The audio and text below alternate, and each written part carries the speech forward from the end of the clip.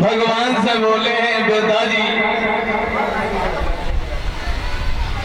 आपने इतनी देर कहाँ लगाई है, हमारी माँ को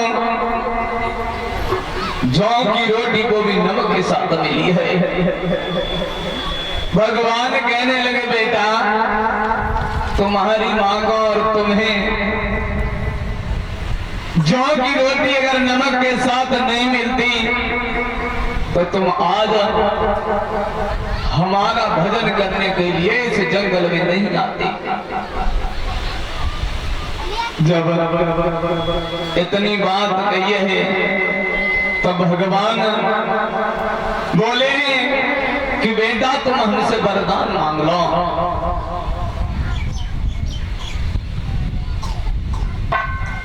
ध्रुव कहने लगे पिताजी एक बात बता, जिसके बाप ही भगवान हो तो उसे वरदान मांगने की क्या आवश्यकता होगी? मैं वरदान नहीं मांगूंगा। तो विष्णु भगवान कहने लगे बेटा जिस लोग के लिए देवता किन्नर गंधर्व ये सब तरसते हैं वो लोग हम तुम्हें देते हैं। इतनी कहने के बाद भगवान ने इंद्र को बुलाया है और इंद्र से एक बात कही है कि तुम ऐसा करो हमारे बेटा ध्रुव को अब तक छोड़ के आओ। देवराज इंद्र आज ऐरावत हाथी पे बैठाल कर ध्रुव को चला है। इधर उत्तानपाद ने देखा है तो मन में एक बात सोची है कि हमें ऐसा लगता है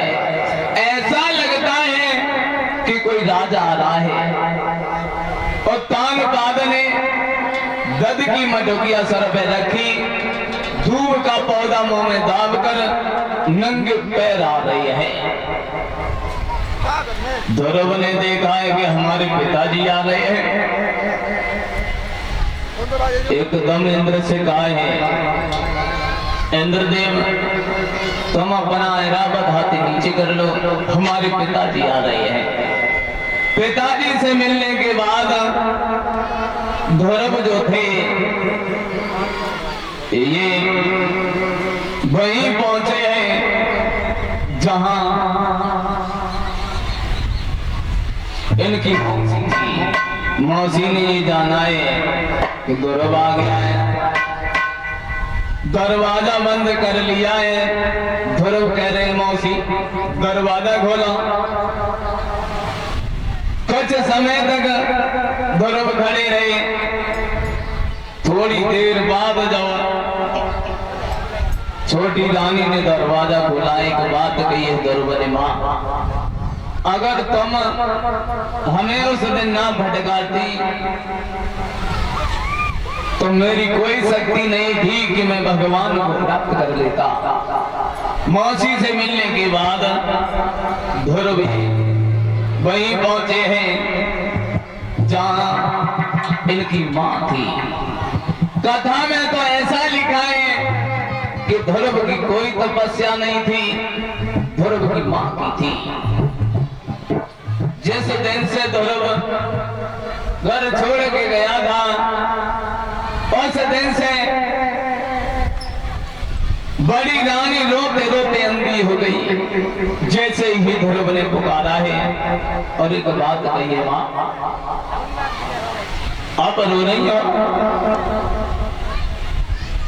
ध्रुव की मां कहने लगी बेटा तुम भगवान के दर्शन करे आए हो। बोले हाँ मां तो हमें भी भगवान के दर्शन कराओ। जिस समय वो द्वादश मंत्र पढ़ाए तो भगवान प्रकट हो गए।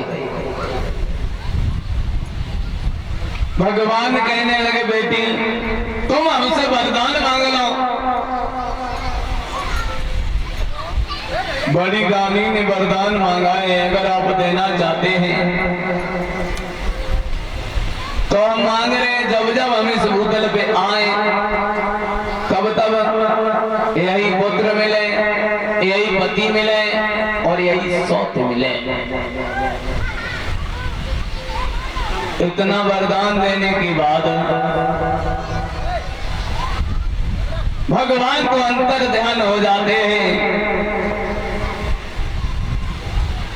कुछ समय व्यतीत होता है और तानपाद ने बेटा ध्रुव को राजा बनाया है और दोनों रानियों सहित भगवान का भजन करने के लिए इस जंगल में चले जाते हैं। बोलिए हनुमंत लाल की। एक लाइन से भगवान का कीर्तन